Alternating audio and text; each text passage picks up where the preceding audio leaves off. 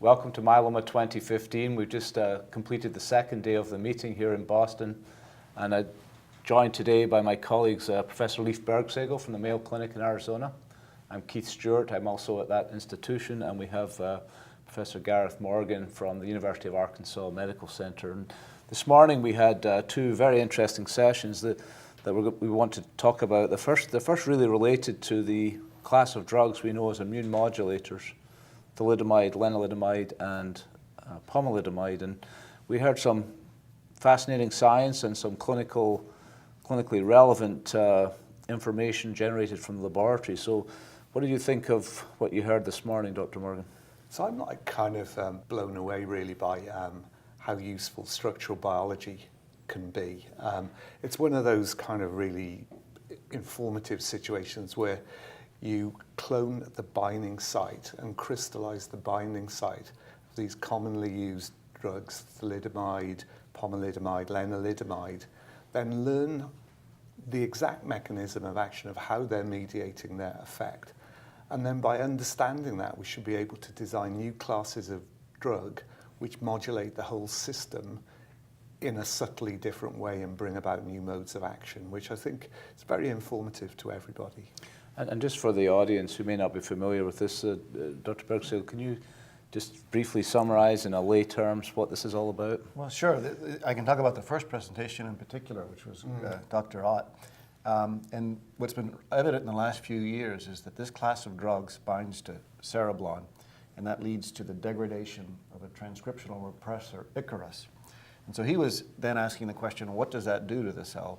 And he looked to see where Icarus binds in the promoters and enhancers of the genome, and he found that it's primarily actually binding in the enhancers, and that when this transcriptional repressor is degraded, a number of genes have their transcription increased, and just a few seem to go down. And it really, I think, gives us a lot more information about how this pathway is working. So that's kind of sciencey, but this is these drugs are binding this protein cereblon, and it seems that they bind it more potently, so that it perhaps explains. But there were some other interesting features of how they bind that sort of would seem to predict whether you'll respond to the drug or not. So the question came up: can we measure this protein to see if people will respond ahead of time, or are we not ready for that yet, do you think? The further down the line we can get of useful biomarkers that predict response, the better from where I'm sitting.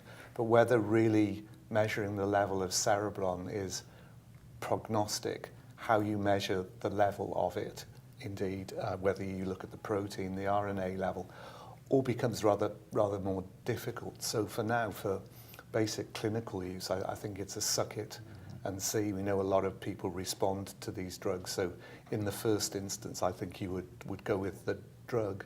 I mean, you bring up another good point, which is if there are mutations present, should we be measuring mutations at relapse and then trying to understand if a patient's more or less likely to respond? And that's really still quite an open question, I think. And we heard yesterday that when you look in relapse patients, up to a quarter of them might have mutations in this pathway, although it's very rarely mutated in newly diagnosed patients.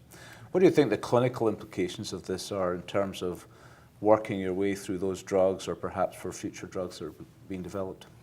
Well, I think that there's a lot. And actually, it was interesting that the talk from Madhav Dodapkar looking at the immune response. These drugs are called IMiDs because they're immune modulators.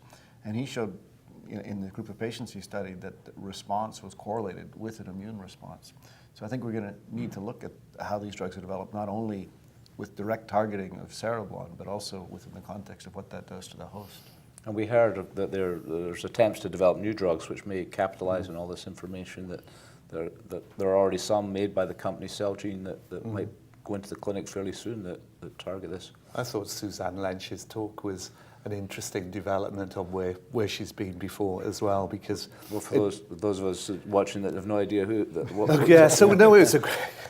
It was a great talk about, so the question is, why do these drugs cause myelosuppression? So why does your white cell count go down when you're on an IMiD drug? And so she'd measured Icarus levels and related the levels of Icarus to POO1 and GATA1 within the kind of myeloid precursors in the bone marrow population. And so I think she had a cogent explanation for why people may become myelosuppressed after 3 weeks of therapy. So, I mean, that was very interesting. All right, so this is a lot of science around how these drugs work, explaining toxicities, explaining how they work, and how we might make better, more potent molecules in the future. The second session I wanted to just touch on, we heard a little bit about some new drugs, particularly from your group at University of Arkansas that Dr. Bergsagel had originally got going, which was to look at targeting a kinase called MEK. So do you want to tell us about that? So the story stretches back to kind of just the discovery that about 50% of patients have mutations in the RAS pathway. And so the question is, if that's so central to the mutational spectrum, is deregulation of that pathway ubiquitous in myeloma patients? So if it is, if you have a molecule that targets the bottom of the pathway, do you see responses? And so we've treated quite a few patients with a MEK inhibitor which blocks the bottom of the pathway.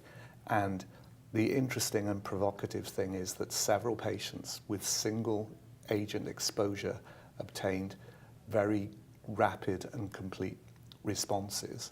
And so the task we have now is to really try and explore the use of this trametinib drug fully in a more controlled fashion.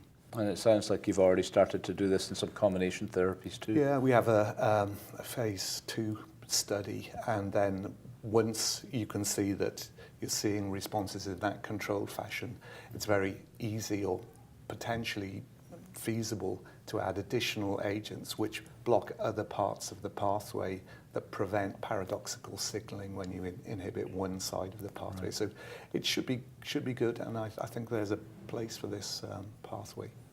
We also heard about PIM kinase inhibitors that have some activity too, specifically one from Novartis, and I think there are some other in development. What did you think of that, Leif? Well, I think the PIM kinases are an attractive target. It's a kinase that doesn't require a mutation to be constitutively active. Just by being expressed, it's active. And there was a very nice response rate to that. So I think going forward, we can expect a lot. Yeah, I guess we didn't talk at this meeting about AKT inhibitors, which have also shown some promise in CDK5. We heard about those at previous meetings. So it does seem like there's a number of kinase inhibitors in development that might ultimately be added in combinations. The last drug I just wanted, or class of drugs I wanted to get some feedback on are the so-called bromodomain inhibitors, which have got people excited, at least in the lab. But tell us a little bit about what you heard about those and where they're going in the clinic. And you have some experience with that as well. So we heard from Suzanne Trudel about the clinical trial of one of those drugs from OncoEthics, which has shown very nice activity in leukemia and lymphoma. But she was saying the trial was stopped early before they could evaluate it fully in multiple myeloma.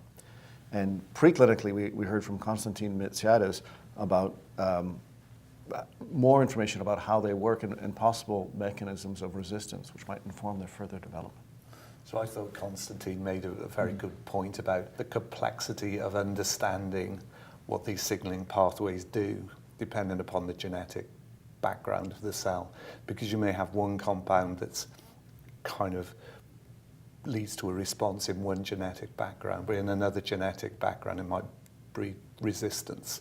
And so there's a way to go for us to fully understand the kind of activity state of the cellular signaling and what that means for choosing a targeted therapy.